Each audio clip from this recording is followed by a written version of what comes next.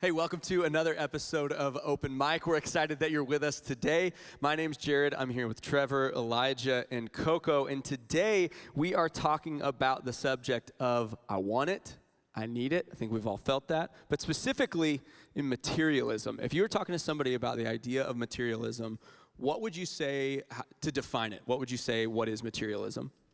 Yeah, I think we all probably have struggled with this in one way or another with something, whether it's big or small.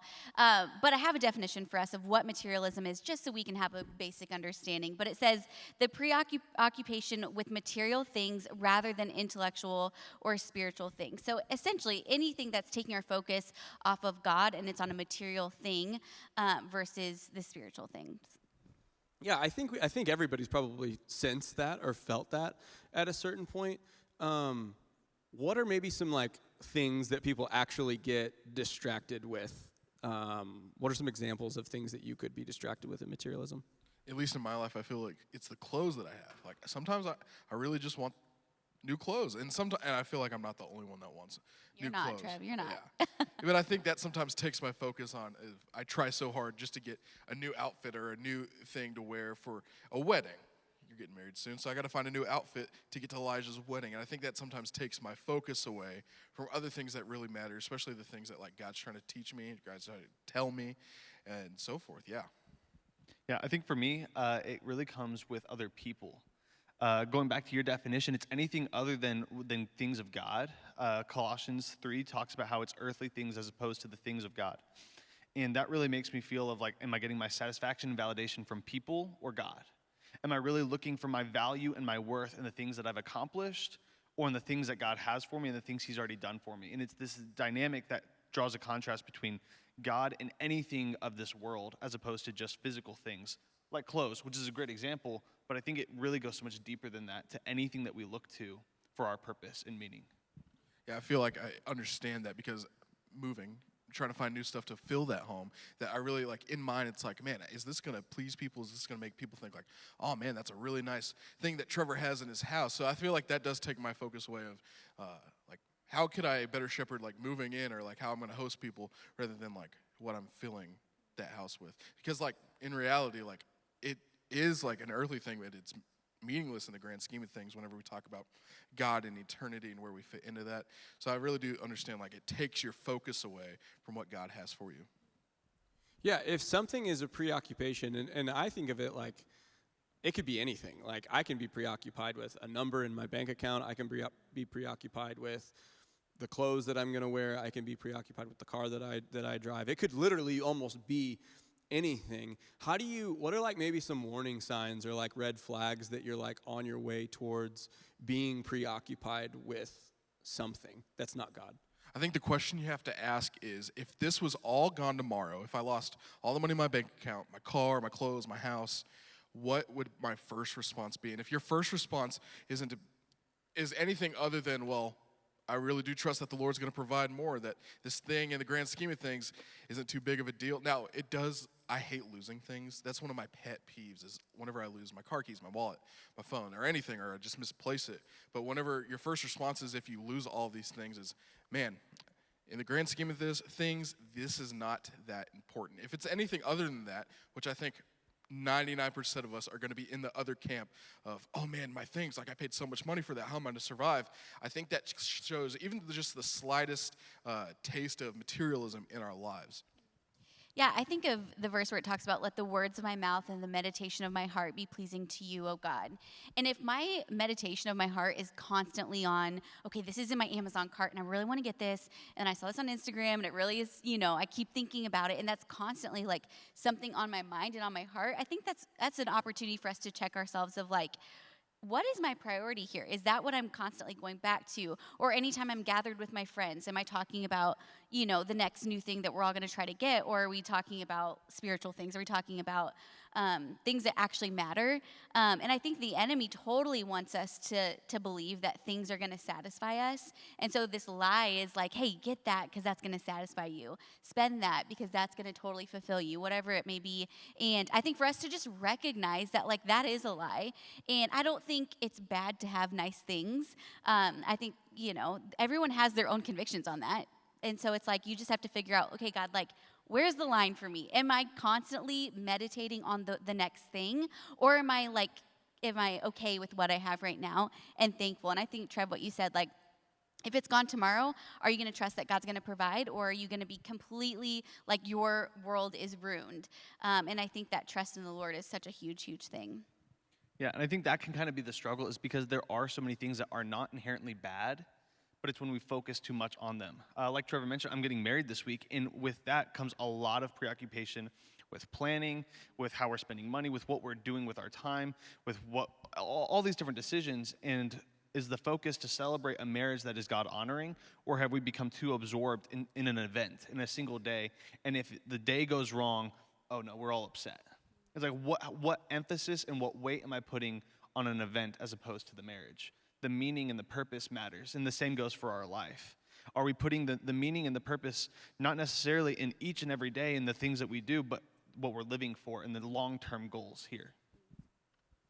So how do you, I think that's a good goal, and like, if you know that that's where your red or yellow flags lie, how do you keep good perspective on, like, Coco, you said it's not wrong to have nice things, and I agree, but like, how do you keep good perspective on keeping nice things or physical things in their right spot so that they don't become ultimate? You said they were good things. It's good to have clothes. It's good to have a house. It's good to have all those things, but how do you keep good things from becoming ultimate things or God things? I think sometimes you have to think about like what it says in Philippians 4, like think of the things that are true, honorable, right? And also renewing your mind, because I think like whenever you renew your mind, it gives you the same perspective that God does, in the fact that like, man, this is something that God gave me. How can I steward it, rather than, oh, I want it for my own intentions. And I think I fall into that trap so much that I don't view the things that I have with the intention that God does, or even the perspective that God does. And I think I fall into the trap that like, oh, this is mine because I worked for it, I earned it, rather than like understanding that this is something that God has given me to steward. I saw this thing one time where a pastor was on stage talking about tithing and giving. And he said, in a show of faith that God will continue to provide, will any of you be willing to hand me your car keys? To give me the keys to your car, and I'll sell it, and the proceeds will go to the church. And a man runs up on stage, hands him his keys. Said the same thing about a watch. Then he finally ended with just a $100 bill. Anyone willing to give $100 to God? And the guy ran up there and handed it to him. He said, okay, cool.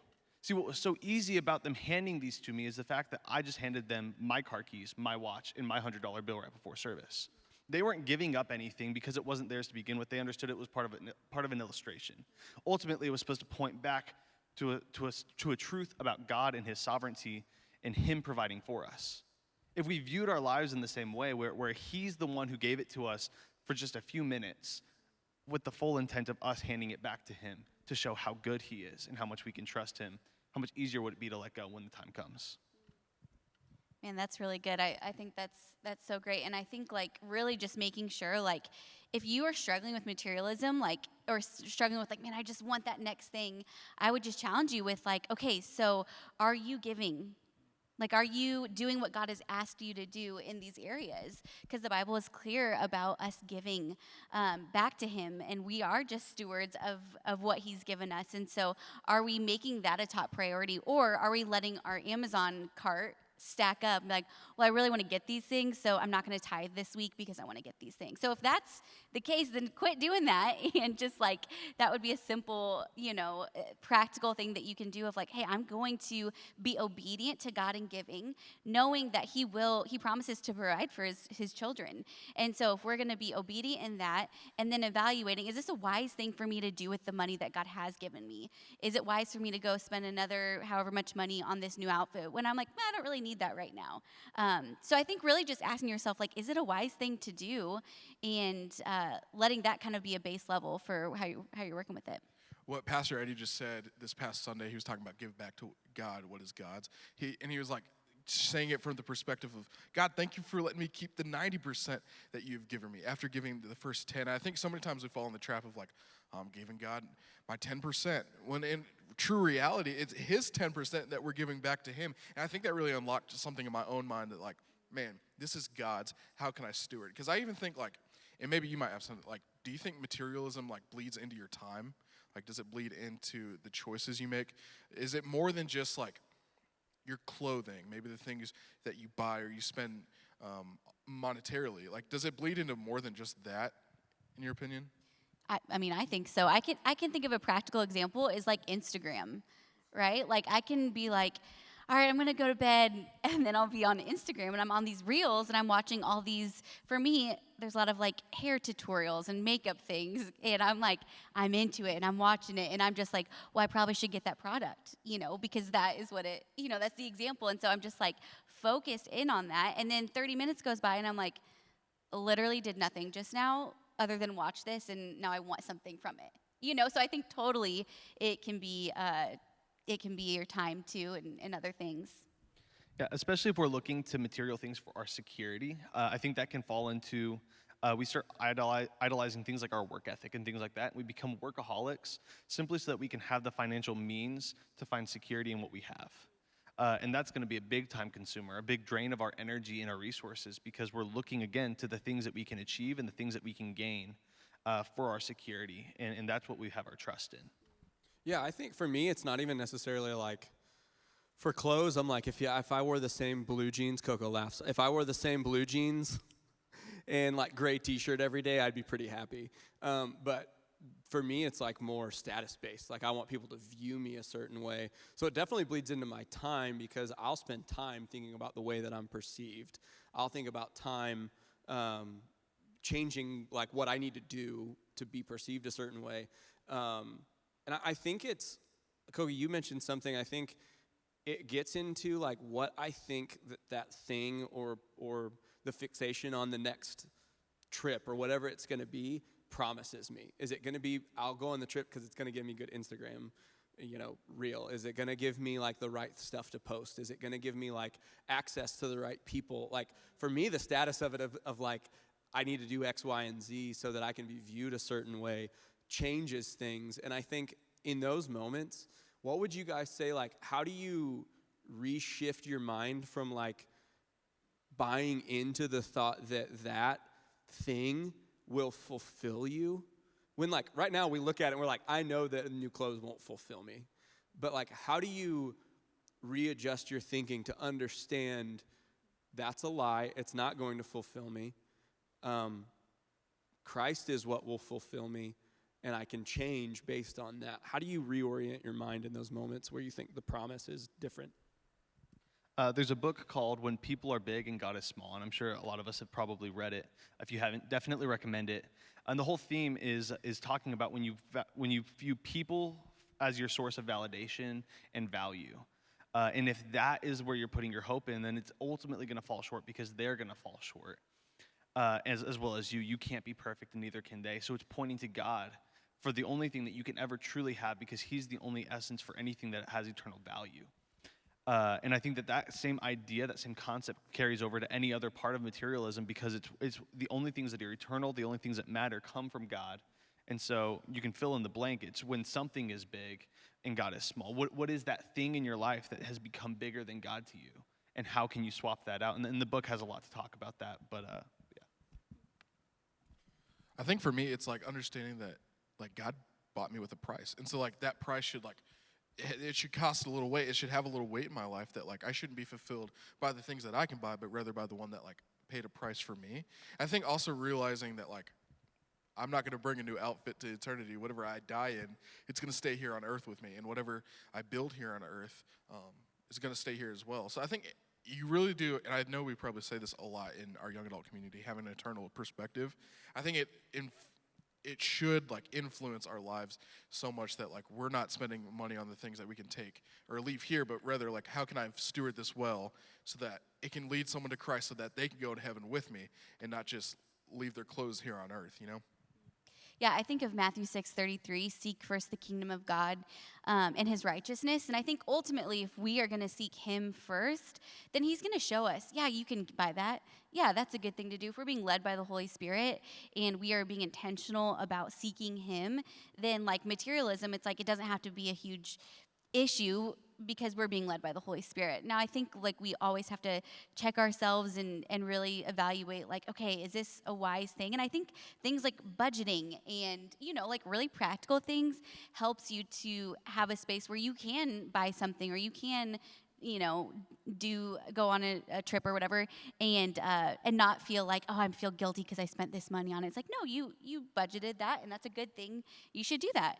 And so I think like really just making the focus be on, hey, I'm more concerned about heavenly things from God, like his perspective, what he wants me to do, than constantly thinking about earthly things and like, material things. But I think for me, it's like when I start to think like, oh, I want to get this, and I have like a list that I'm constantly like working with and wanting to buy, it's like, what am I doing here? What can I get, and what's wise for me to get, what's not wise for me to get? And so I think just like really evaluating that and not allowing the things to really preoccupy our minds all the time, but really focusing in on our relationship with God. I think sometimes time helps this, and to remember. One of the things that I just have tried to remember is like, you mentioned it, Elijah, that living for other people, even living for your own fulfillment, is a moving target. Like the things that fulfilled me 3 weeks ago are not fulfilling me right now. Like, and personally, and not personally, materialistically and physically. The things that will fulfill like what people think is cool is changing. And if you set your sights on like, I've got to look a certain way, I've got to have the house, I've got to do, well, guess what? If you don't upgrade that house and update it, it's not going to be a cool house in 10 years. Your style of clothes in 5 years are not going to be cool anymore. So what you're seeking is a moving target. And one of the things that I'm sure I got it from listening to a sermon, but try to remember as a kid, like, what did you ask for Christmas that you were just like so hopeful that you would get?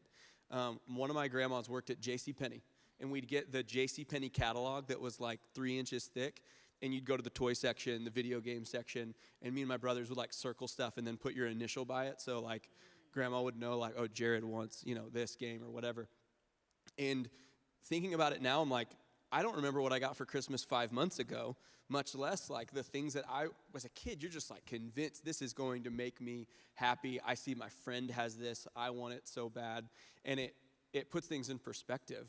I found a list a couple months ago of stuff that I wanted to buy when I started driving, and it was like stuff for the car, and it was like a CD rack to go in the flip down mirror, and like random stuff that I'm just like, why did I think that was ever good? It was junk. Like it's stuff that legitimately, when I sold my car, it stayed with the car. I didn't even keep half this stuff. But in the moment, I was like, I made a list, said what it was going to cost, and I was, like you said, marking that stuff off. Well, 15 years later, that stuff doesn't matter at all. And at the time, I was like, this is what is going to bring me fulfillment, and it truly just doesn't matter. Yeah, I think ultimately it does tie back into John chapter 4. Jesus is talking to the woman at the well, and he says, there's water that you need to draw every single day, water to keep on living, water to survive in any way. And yet there's another kind of water, a living water that will satisfy you and satiate you forever. So and it's meeting a physical need versus a spiritual need, and we focus so much on our physical needs that we say, oh, God says, and he makes promises to us that he has good plans for us to prosper. And it's these good plans, so he must want me to be prosperous and thriving in this culture, in this community, in this economy. And then we look back at the apostles. We look at the people that were fighting tooth and nail to spread the gospel. And at times, they didn't have the food that they needed. They didn't have shelter. They didn't have community. They didn't have the things that we say, oh, this is promised to me. Because the living water was not physical water. It was an eternal satisfaction, an eternal security. That the things that we look to, like you said, Jared, it's something that's so fleeting today. Because the food I ate yesterday, it's not going to satisfy me today. Only God satisfies us long term, and I think that ties in with all of materialism as well. I love in Philippians 4, I don't know, I think Elijah or Trevor may have mentioned it earlier, but it's so good in verse 12. I know how to be, verse 11. Not that I'm speaking of being in need, for I've learned that whatever situation I am to be content.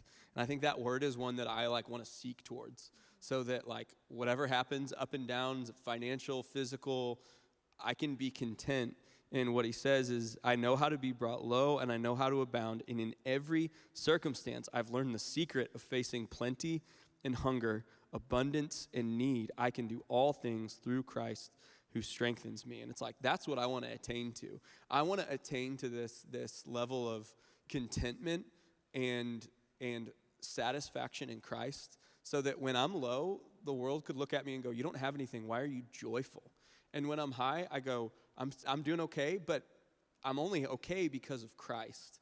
That through the highs and lows and okays and bad and good times and bad times, I can have hope and I can have peace, not because of the things that I have, but who has me, and I'll be okay. Okay, do you guys have any other thoughts or any verses that you hang on to when it comes towards materialism? Last thoughts here. I feel like I always run back to the passage, and I think it's somewhere in Luke where Jesus meets this man. He's like, hey, I want to follow you, but can I go sell all my things? That like Jesus says like, no, if you want to follow me, like do it now. And so we do see like with materialism that like, I think it's not bad to have physical needs or like try to meet those physical needs, but whenever it takes your focus away from what God and Jesus has in store for you, that's where the problem lies. So address that need, I think it's important to address your wants, but then realize, man, I think above all these things, I do need to follow God, his wisdom, and his plan for my life. I think about the guy who, the parable that Jesus says of the guy who finds a treasure in a field, and then he in joy goes and sells all of his things. That our life needs to look like this, like joy-filled sale of like, you can take that away from me, it doesn't matter. I have the thing that matters the most. And I think that's what the world will look at and go, you're okay giving away, you're okay in plenty and in hunger. And that's what I want to live. I want people to look at my life and not say, wow, how are you so okay? But go, I want what you have that makes you filled with joy. Yeah, I was just thinking about the concept of living a generous life versus a life like seeking to like gather, but instead giving it away. And I think when we have that perspective, it really changes the game of like, I don't need that, but this person is in need. I want to be able to like give financially or give of my time or whatever it may be. And so when we are looking to be generous, because God is so generous to us, he bought us with a price, like you said, and he literally gives us everything we need to have this life and to live a godly life. And so knowing that, and like that is like kind of our status of like, we're blessed, we're good. Now, like, how can I then give to other people in the way that God has given to me? And I also think the quote from William Borden, who was part of the Borden Empire, no regrets, no reserves, no reservations, that he left it all behind so that he could live in the purpose and the calling that God had on his life. And I think that's like, it challenges me a lot because like there's so many things that I want, but then understanding like this is a man that left everything behind, like the joyful farmer. He realized the possession that he had, and he wanted to use that so much that he sold everything, left behind everything to go tell it with other people. And I think it really does show like the value of choosing to live for what God has for you rather than being materialistic. Nice. Well, thank you guys. I've loved today's talk. I hope you've enjoyed it as well. Check out the next episode of Open Mic. We'll catch you next time.